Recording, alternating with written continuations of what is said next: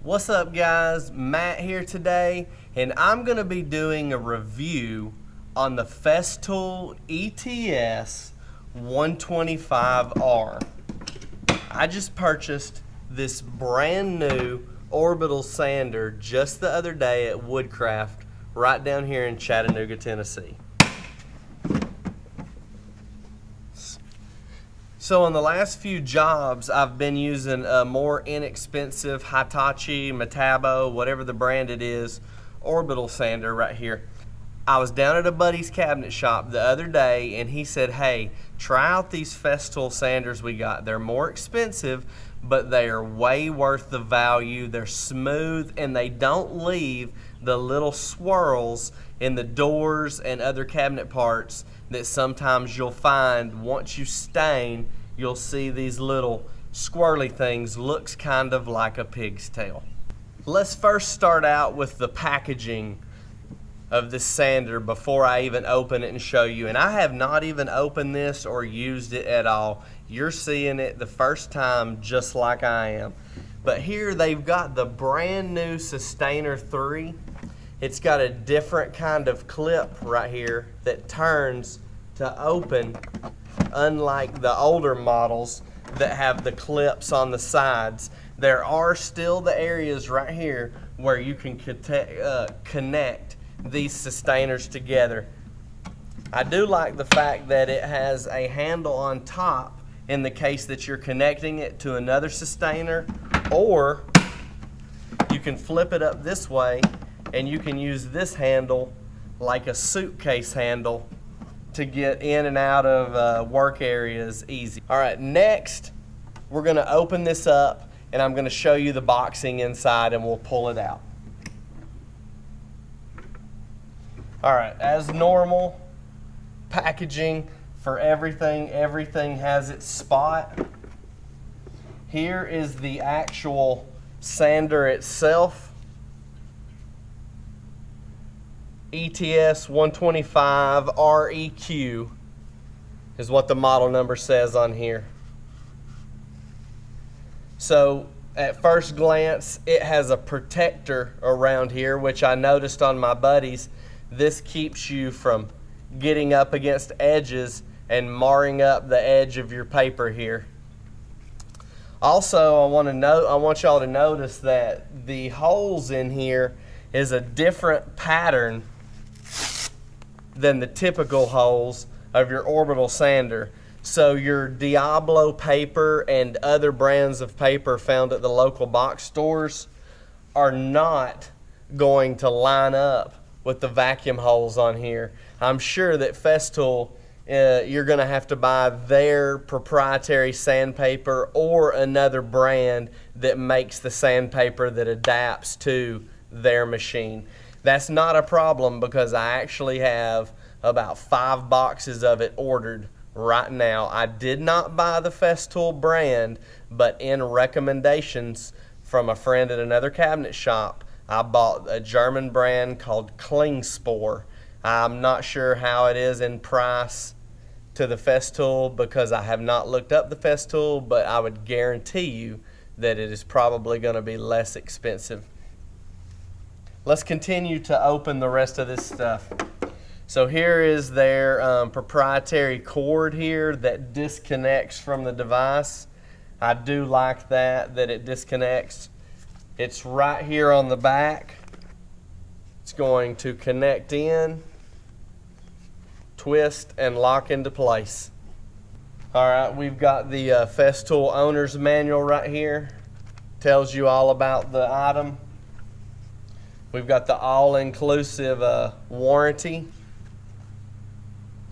You can register online with this warranty. It comes with one piece of 120 grit sandpaper. And here is Festool's dust collection bag. So the dust collection bag will go right onto there. And check this out, guys. So you're going to push these 2 buttons right here, pull this off, and then this bag has got a flapper in here to keep the dust in, and you're going to pop the top open right there, and then you'll be able to dump your dust bag out right here. Pretty high-tech dust bag there, and I am assuming that this device connects on to their Festool vacuum cleaner. I'm not 100% sure. Maybe the vacuum connects on to the other part. Not sure, because I've never used that device.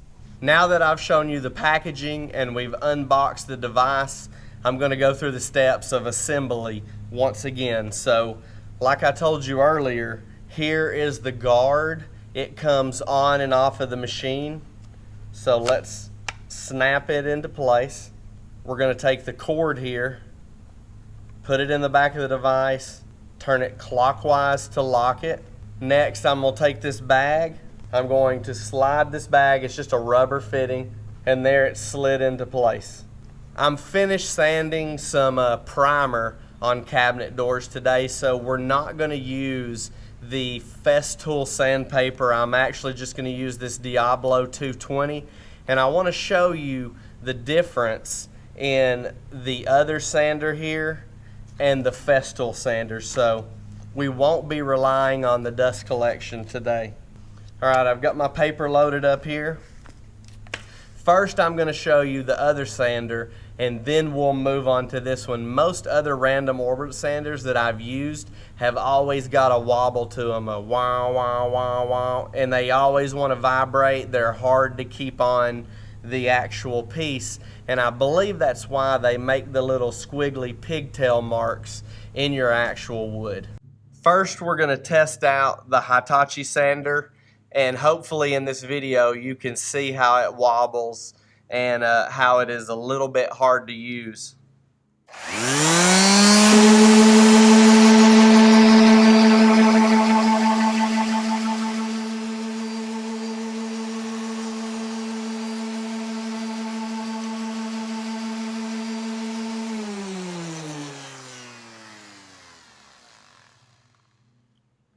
Alright, that's enough of that. Let's move on to the Festool, and let's see how smooth that it's going to work. Alright, I forgot to mention that we do have a dial on the back of here that changes the speed of the machine. So let's turn this on. I'm going to roll it down here to the 1. It goes all the way up to 6.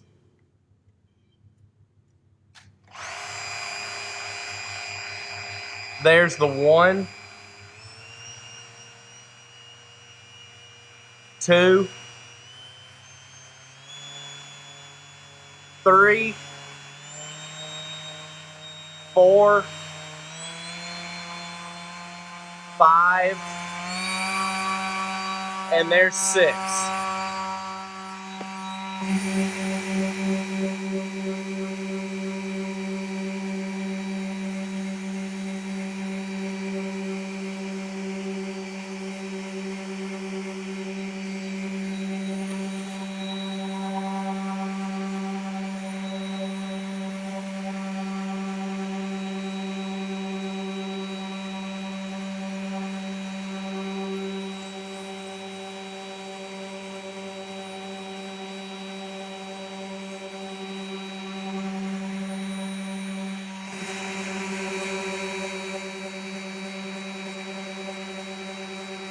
I'm just going to put my fingers on top of this.